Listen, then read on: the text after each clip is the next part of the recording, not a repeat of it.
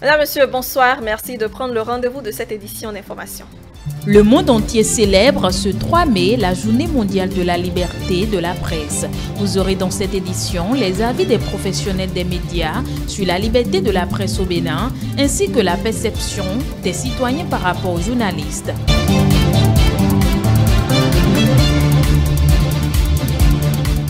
Paul Mompé est désormais le chef de file de l'opposition béninoise. C'est une nomination du président de la République Patrice Talon. Vous aurez dans un instant les détails sur les critères de sa nomination.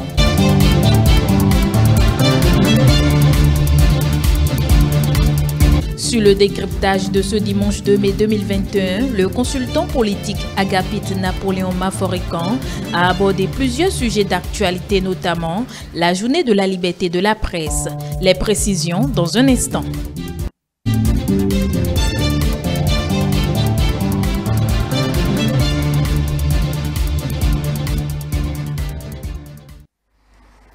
Journée mondiale de la liberté de la presse, c'est bien ce lundi 3 mai. Et dans ce cadre, quelques journalistes ont bien voulu partager avec nous leur fierté d'exercer donc cette profession qu'est le journalisme. Diane Christelle Onioje.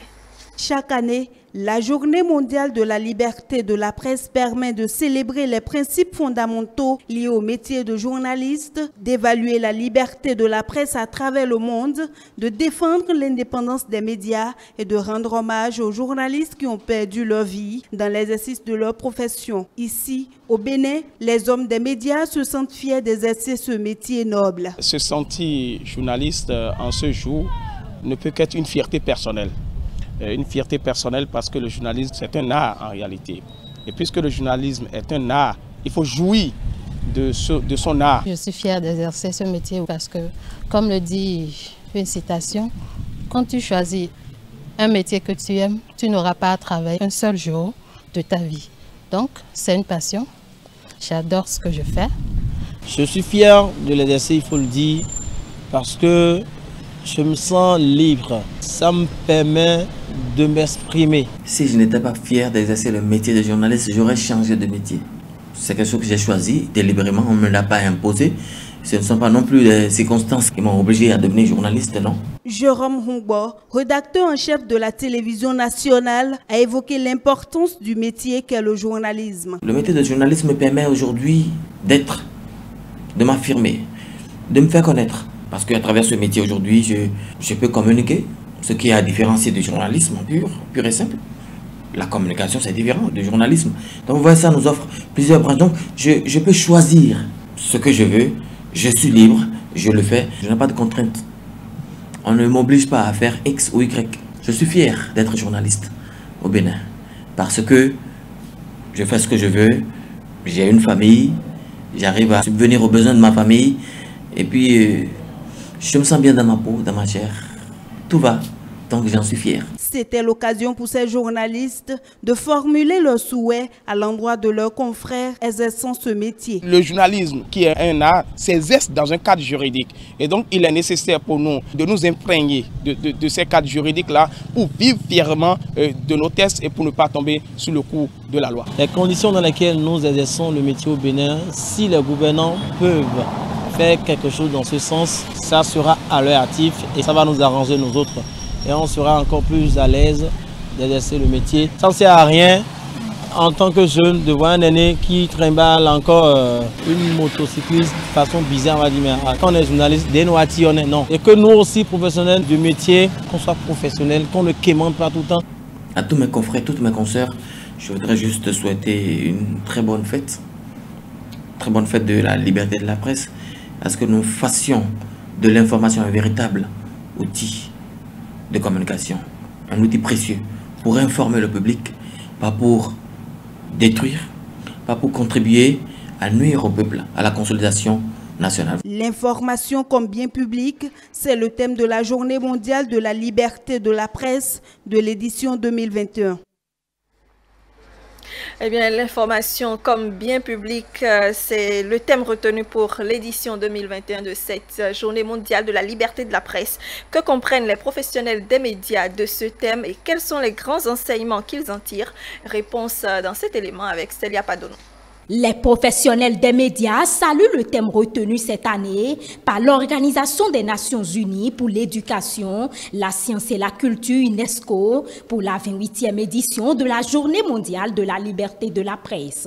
C'est un thème assez évocateur qui interpelle aussi bien journalistes, gouvernants et autres acteurs de la chaîne de production, de réception et de diffusion de l'information. C'est un terme d'une pertinence particulière pour tous les acteurs des médias et pour tous les pays, car ce thème prend en compte l'évolution des systèmes même de production de l'information et des systèmes de communication. Il apporte un certain nombre d'éléments qui montrent un peu l'impact même de l'information sur la vie en général, sur la question des droits de l'homme, les démocraties et le développement durable.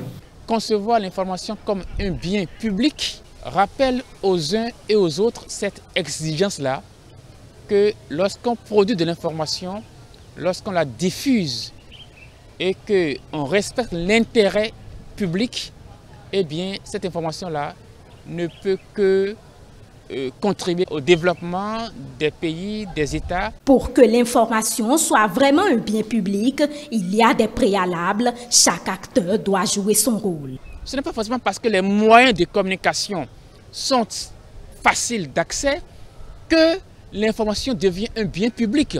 Le problème se pose aussi en matière de qualité de l'information livrée au public sur ces différentes plateformes-là. Et c'est dans ce domaine-là de la qualité qu'on peut émettre beaucoup de réserves et se dire encore une fois que nous avons beaucoup d'efforts à fournir. Quand je dis beaucoup d'efforts, c'est aussi bien les journalistes qui doivent être bien formés, se former au jour le jour. C'est aussi bien les organes de presse, les pouvoirs publics. C'est le lieu pour les journalistes universitaires et ceux d'organes d'information générale d'exhorter les gouvernants à faciliter l'accès aux sources d'information et d'œuvrer pour l'amélioration des conditions de vie des journalistes. Que l'autorité doit accompagner les journalistes que nous sommes aujourd'hui. Pourquoi? Parce que s'ils ne nous accompagnent pas, la quête de l'information ne pourront pas avoir la vraie information. Et il ne serait pas question à un journaliste de divulguer une information qu'il a eue quelque part d'une source sans pour autant vérifier l'information. Donc les autorités ont l'obligation, ou je dirais que c'est un appel que je lance à ces autorités, de nous aider, de nous faciliter la tâche pour que nous puissions les avoir pour vérifier nos informations que nous avons. Donc ils ont un grand rôle à jouer dans la quête de l'information. On doit pouvoir revoir la situation de journaliste. Obligatoirement, un journaliste doit pouvoir finir avec cette affaire de je mange quoi, je porte quoi, et mon propriétaire qui est en train de me menacer de sortir doit pouvoir finir avec ces sujets-là afin de se consacrer complètement à la fonction qui lui est assignée. Pour les professionnels des médias, la réflexion ne devrait pas se limiter qu'au 3 mai. Elle doit être continue pour une presse plus indépendante et crédible. Et toujours dans le cadre de la célébration de cette journée mondiale de la liberté de la presse, une équipe de notre rédaction a recueilli l'avis de quelques acteurs des médias au sujet de la place qu'occupe le Bénin aujourd'hui dans le classement de Reporters sans frontières. Elia Djiran. Reporters sans frontières a fait connaître son classement au titre de l'année 2021. Au regard du classement, le Bénin est positionné au rang de 114e place. Un rang qui lance un appel renouvelé à ne pas relâcher et à redoubler d'ardeur pour la liberté de la presse, qui est une quête permanente, au dit des responsables fêtières. Le rapport de Reporters sans frontières qui nous déclasse d'un point cette année et qui nous dégringole depuis un certain nombre d'années, doit nous amener tous à réfléchir à comment nous exerçons le métier, à réfléchir pour que et journalistes, et acteurs des médias, et patrons des médias en général, et gouvernants doivent faire attention pour que ce classement-là qui ne nous honore pas ne puisse plus arriver. Conscients que beaucoup d'efforts restent à faire, ils estiment que l'espoir est toujours permis. Vous savez, au niveau des classifications et de la démarche déontologique et méthodologique de Reporters sans frontières, c'est des éléments qui, pour tout pays, amènent des points en moins. Quel que soit le mobile interne, quel que soit le mobile vertical, qui entraîne qu'on coupe une chaîne ici, qu'on emploie un journaliste ici, il n'est pas acceptable au plan international, au niveau de Reporters sans frontières, qu'on puisse arrêter un journaliste, qu'on puisse fermer des organes. C'est des schémas internationaux qui, pour tout pays, amène à des déclassifications. Moment de réflexion, mais aussi une occasion pour inviter les professionnels des médias à plus de responsabilité et d'engagement, car, dit-il, le travail nécessite la participation de tous les acteurs. C'est le lieu pour l'Union des professionnels des médias du Bénin d'adresser ses vives félicitations à tous les acteurs des médias et de les encourager à poursuivre sans relâche leurs efforts visant à faire de la presse une pièce angulaire de la démocratie au Bénin. Je crois qu'il est bon d'œuvrer à ce que, on puisse essayer, comme je l'ai dit, d'avoir un impact un peu plus négatif en ce qui concerne ces critères-là, pour que nous connaissions de plus là. Souvenez-vous que sous le président Kérékou, on était les premiers en Afrique. Mais ça n'a pas empêché moins que nous étions quand même dans l'exercice de nos corporations. Seulement qu'en ce moment-là, les gouvernants n'ont pas véritablement mis l'accent sur le fait que la rigueur des lois soit véritablement de mise. Avec ce classement de Reporters sans frontières, les patrons de presse restent convaincus que la tendance connaîtra une évolution significative afin que la presse béninoise impacte positivement la démocratie et l'état de droit. Il faut aussi dire que l'Observatoire de la déontologie et de l'éthique dans les médias ODEM a organisé une conférence débat ce lundi dans le but de mûrir les réflexions sur le fonctionnement de la presse béninoise. Suivez. Dégringolade du Bénin dans le classement Reporters sans frontières, responsabilité des acteurs et approche de solutions. C'est le thème qui focalise les attentions à cette conférence débat initiée par l'Observatoire de la déontologie et de l'éthique dans les médias ODEM. Une conférence qui intervient à l'occasion de la célébration de la 28e édition de la Journée internationale de la liberté de la presse.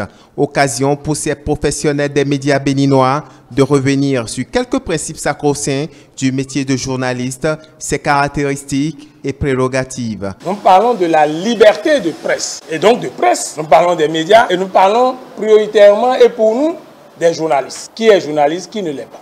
Pour nous, un journaliste, c'est celui qui fait la collecte et le traitement de l'information. Et dans le contexte républicain qui est le nôtre, ce statut est régi. Nous avons le Code de l'information, nous avons une institution, la Haute Autorité de l'audiovisuel et de la communication. Et tout cela a été sanctionné par ce que nous appelons l'identité du journaliste, qui est la carte de presse. Donc il est important que les officiels, quand ils prennent la parole, ils puissent faire cette démarcation. Parce que avec l'emprise d'Internet et donc des réseaux sociaux, nous sommes entrés dans un confusionnisme désobligeant. Et ce confusionnisme fait que on se demande bien si tous ceux qui font circuler ces nations des journalistes. À tour de rôle dans leur intervention, les panélistes sont revenus de long en large sur les nombreux mots, tant éthiques que moraux, qui gangrènent la corporation. Le journalisme est donc un métier noble qui requiert bien d'aptitude et de circonspection. Raison pour laquelle Marie-Richard Maïndé, ancien président de l'ODEM, se veut plus explicite dans cette piqûre de rappel. Le journalisme a des règles, elles ne s'inventent pas. Sous tous les cieux, les règles sont les mêmes. On nous dit que les faits sont sacrés et que les commentaires sont libres. Et quand on parle de liberté de presse, le premier responsable, ce sont encore les journalistes. Quand un journaliste veut être professionnel, il l'est, quel que soit ce qui se passera. Être professionnel a plus d'avantages que ne pas l'être. C'est pour dire que quand on accepte de faire quelque chose, il faut le faire et bien. Plus de professionnalisme dans l'exercice du métier et d'engagement, c'est ce à quoi les panélistes ont convié les journalistes présents à cette conférence débat qui a duré plus de 2 heures d'horloge. Ils espèrent tout de même voir une presse béninoise beaucoup plus libre et transparente dans la collecte, le traitement et la diffusion de la vraie information.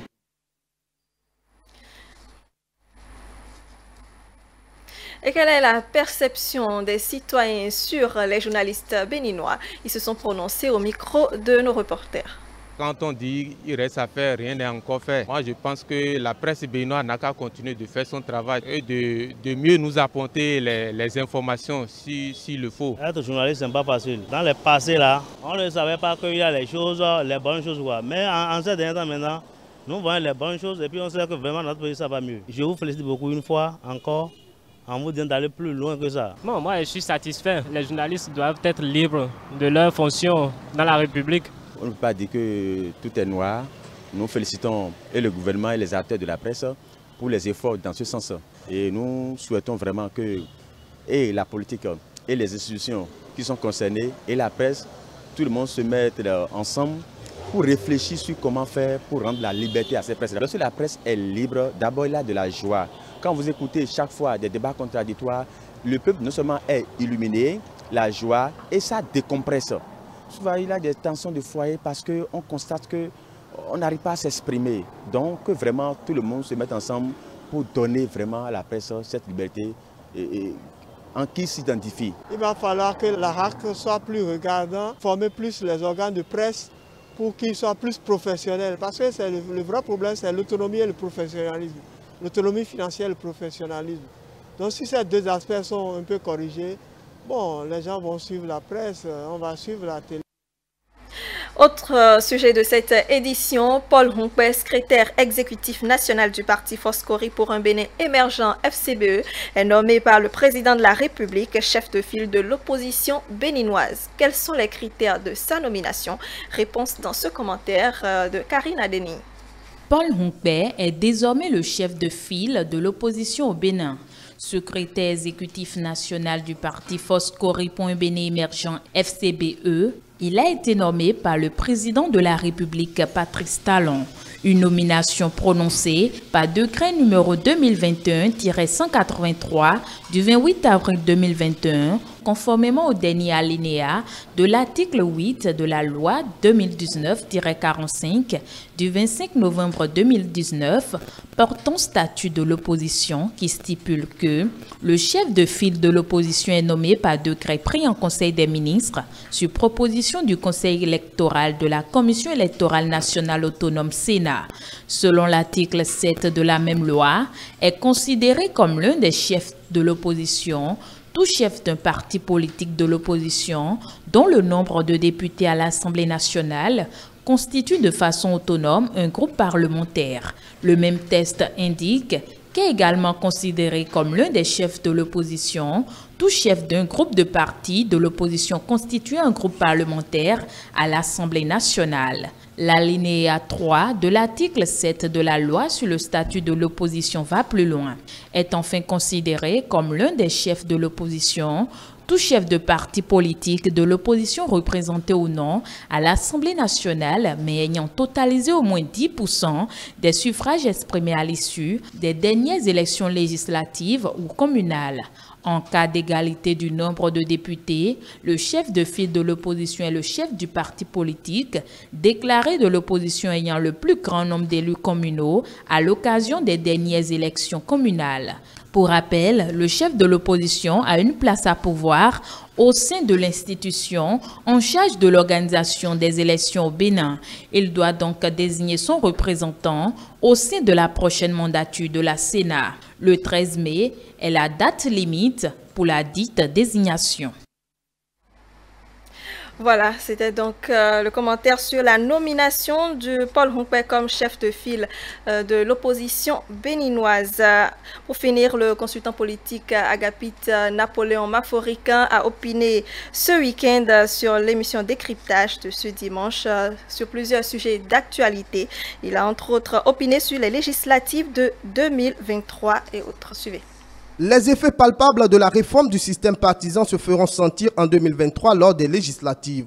Une lecture qui répond au fait que tous les acteurs politiques maîtrisent les règles et s'apprêtent pour une compétition électorale de haute facture. Outre l'Union progressiste et le Bloc républicain, les autres formations soutenant la mouvance présidentielle doivent se fondre dans l'un des blocs ou créer un grand ensemble. L'UP et le BR occupent déjà le terrain. Ils ont des députés déjà en place. Ils ont surtout des maires et des chefs d'arrondissement et des conseillers. Ils ont le terrain. Alors, il faut cataclysme pour que les deux n'arrivent pas à atteindre les 10%. Alors, les deux, aujourd'hui, se partagent les 100% au Parlement. Même si demain, ça doit évoluer, il faut voir combien. Je dis, il ne peut pas avoir plus d'une autre force politique de la majorité, éventuellement. Et là encore, c'est discutable. Même si vous créez un parti aujourd'hui, pour que le parti-là s'ancre dans le paysage et politique, ça prend du temps. Du côté de l'opposition, le même schéma semble se dessiner. 2 ou 3 pour la majorité, encore 2 pour l'opposition. Mais quelle opposition? Quand vous regardez aujourd'hui l'opposition FCBE, c'est une opposition, dans des places à Rompé, et c'est une opposition assez modérée. Assez modérée. Ils participent à l'animation de l'opposition, mais ils ne sont pas orduriers dans le langage. Quand vous regardez les démocrates, on ne sait pas encore qui ils sont. Est-ce que c'est un parti républicain, enfin de la République, ou est-ce que c'est un parti terroriste? On ne sait pas encore. Ce parti fait partie quand même du pôle radical. Et s'il maintient sa position sur l'échiquier, il peut avoir ses électeurs. Il aura ses électeurs. Donc, à moins que le MPL qui a existé avant les démocrates puisse se redynamiser. Mais là encore, l'opposition, c'est au maximum 2 partis. Donc, on aura en 2023, sans de nouvelles réformes particulières, on n'aura pas plus de 5 partis politiques représentés au Parlement. Pas évident que les tests changent avant 2023, fait savoir Agapit Napoléon Maforican, qui note tout de même qu'il faut moderniser et actualiser le fichier électoral. Et qu'on pose la vraie réflexion. Est-ce que, quand on dit 4 millions, 5 millions de Béninois sont appelés aux urnes, est-ce que c'est vrai? Est-ce que c'est parce que j'ai la majorité que je suis obligatoirement prêt à aller voter? Et parmi ceux qui ont la majorité là, combien sont encore au pays? C'est là, parce que beaucoup sont dehors. J'ai vu sur la liste électorale des noms, des enfants qui étaient dehors. Et dans les pays où nécessairement on n'a pas organisé les élections. Donc c'est pour dire qu'il faudrait peut-être trouver le mécanisme de gestion de la liste électorale pour qu'on ait réellement le nombre d'inscrits pour une élection donnée. L'entretien que le chef de l'État a accordé aux médias internationaux, en l'occurrence RFI et France 24, a été décrypté. Pour le consultant politique, c'est une sortie médiatique réussie. C'était poignant. C'est fort, c'est fort. Le président a été bousculé suffisamment par les confrères. Évidemment, ils étaient dans leur rôle. Et aussi, ils ont assumé leur position. Il a dit des choses aussi simples que vous avez l'habitude de stigmatiser ici. L'Occident veille sur la sécurité. L'Occident travaille pour anéantir toute vérité terroriste. L'Afrique ne doit pas le faire, le Bénin ne doit pas le faire. S'ils le font, c'est la dictature, c'est la chasse à l'homme. Je pense que c'était la meilleure réplique qu'il a eu à faire dans l'émission. Le Bénin se retrouve à la 114e place du classement de Reporters sans frontières. Un classement qui étonne quand on sait que le pays était à de meilleures positions il y a quelques années. Il appartient donc aux professionnels des médias de redoubler d'efforts. Il appartient également aux fêtières de se redynamiser. Moi, j'ai l'impression qu'elles sont de léthargie actuelle. Ce n'est pas les fêtières qui font les médias, mais un organe, une profession a besoin d'être vivifiée, d'être redynamisée, de bouger. La presse béninoise est-elle libre? La réponse du consultant est oui. Voilà, ce sera tout pour cette édition d'information. Merci de nous recevoir chez vous. Juste après moi, vous suivrez l'intégralité de l'entretien accordé par le chef de l'État Patrice Talon à la presse internationale. Et puis, ce sera suivi du décryptage du consultant politique Agapit Napoléon Maforican. N'oubliez pas que vous pouvez toujours nous suivre sur le site internet www.etelebene.com, la chaîne YouTube et la page Facebook avec Etelebene et bien évidemment l'application Etelebene disponible dans votre Play Store. Restez avec nous et excellente soirée en notre compagnie.